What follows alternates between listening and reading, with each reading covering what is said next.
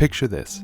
A man steals millions of dollars, perfects the craft of check fraud, and impersonates a doctor, a lawyer, and a pilot, all before his 19th birthday.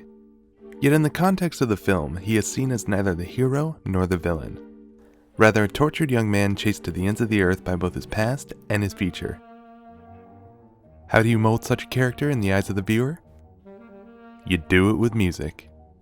This is Jacob from Score by Score, and you are watching Catch Me If You Can of Mice and Music. Catch Me If You Can follows the exploits of young Frank Abagnale Jr. as he cons his way from rags to riches. Christ! Terry, this is Italian knit! In pursuit is the undeterred Carl Hanratty, an FBI agent in the misunderstood field of financial crimes. Come on, Carl, this guy's a pen and ink man, a goddamn paper hanger. He doesn't even carry a gun. Can we go with you? Within the film, each of these characters is assigned their own unique music or theme to accompany them throughout the movie, beginning first with Frank. The moment Frank gets a taste of his future, the audience is given a taste of his theme, light, airy, almost innocent in design. With such a fragile theme behind him, the music does two things. First, it asserts that Frank is indeed still a kid. Would you like a drink after takeoff? Milk? And second, it helps the audience sympathize with his character. Taking Frank's behavior alone, a self-obsessed conman who writes phony checks, seduces women for personal gain, all while taunting law enforcement in the process, one would be hard-pressed to regard him as a child, let alone a sympathetic character. In this case, it is the music that softens his character, almost making his actions seem less criminal than they actually are. This is a far cry from our next theme, embodied by Carl Hanratty. Hanratty's theme presents a clear illustration of his character, tense, inquisitive, and forever unresolved. Hanratty's theme elaborates on him both as a character and on his relationship with the audience. What if I ask you a question, Agent Hanratty? How come you're so serious all the time? Does it bother you, Mr. Anders? Yeah, it does bother me. Though Hanratty would seem the most sympathetic character in the story, it's his actions and personality that create an emotional distance between himself and the viewer. Oh, would you like to hear me tell a joke?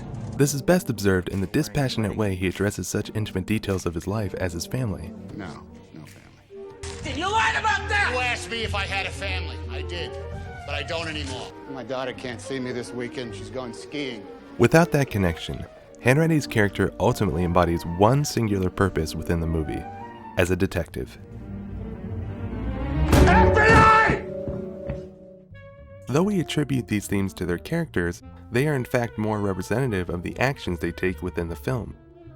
Frank's theme only occurs when he is concocting and executing his latest con. In contrast, Hanratty's theme is chase music, only occurring when he is physically going after Frank in the field. But unlike Frank's theme, Hanratty's theme serves as a solid foundation for the film itself.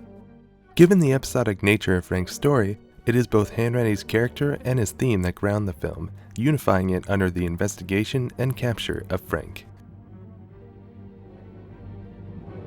Now there's one more character that gets his own theme in the film, and that is Frank's father. Sad, longing, and lamenting, the fact that Frank's father gets his own theme within the film is indicative of his influence on the story. On the surface, Frank's father influences key aspects of his son's behavior, namely his deceptive lifestyle and the way he values himself through the women in his company.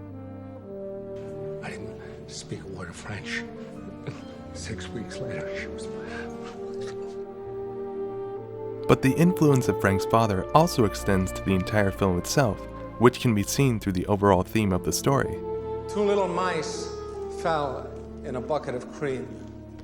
The first mouse quickly gave up and drowned, but the second mouse, he struggled so hard that he eventually churned that cream into butter.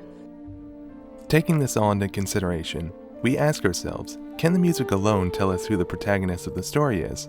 The simple answer is this: it's Frank. Hey!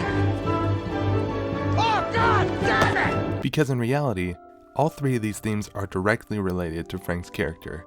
In fact, they all represent the 3 facts of life: past, present, and future, all beginning and all ending with Frank. The story of Frank Abagnale Jr. is the story of the American underdog, about one man versus the unlimited resources of the federal government. But as we follow Frank down the rabbit hole, we may still envy him in his plight, wishing that we too can change our names, don an outfit, and suddenly become someone important, even if it is only temporary. I sure am, little lady. What's your name? Does that make us bad people? If anything, it might get us our own movie.